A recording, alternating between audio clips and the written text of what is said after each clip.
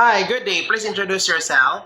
Good morning, Mom and Sir. My name is Mary Ann Eli and I am 28 years old. I am married. I have 3 kids, 2 boys and 1 girl. Okay, what is your education? Third year high school. Okay, how many brothers and sisters do you have? I have two sisters and 3 brothers. I am the oldest. Okay, please tell me about your working experience as a housemaid. My work experience as a housemaid is I serve one couple,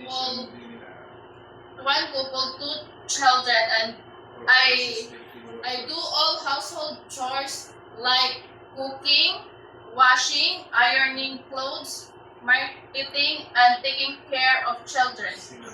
How old are the kids? 3 years old and 5 years old. Do you know how to take care of a newborn baby? Yes. So what will you do if the baby is crying? Check the diaper, feed milk, check the temperature, or lastly, sing a lullaby.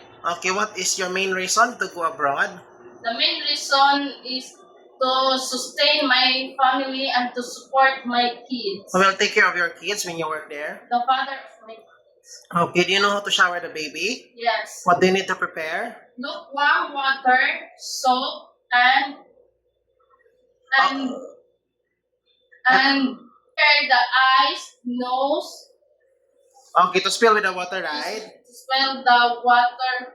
Okay, are you scared dogs and cats? No. Can you sing us baby song? Yes. Can you sing now? Johnny, Johnny, yes, Papa.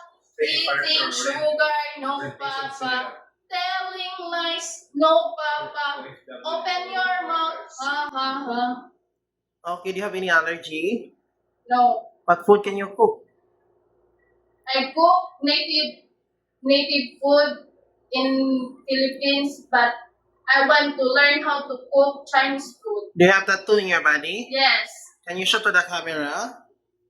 in the left arm. It's minimal only. Okay, no other tattoo, right? No.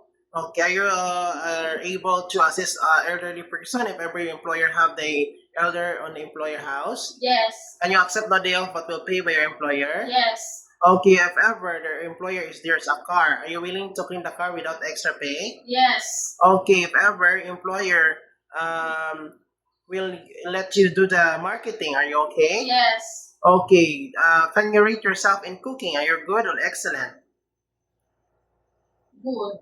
Okay. Do you have a long patience for the children who is naughty? Yes. Okay, if ever your employer will ask you what is your message to them in the future? Hi to my future employer. Please hire me as your helper. I am honest, cheerful, and kind. Can you promise to finish your 2 years contract? Yes, I will promise. Okay, thank you. See you in Hong Kong. Thank you.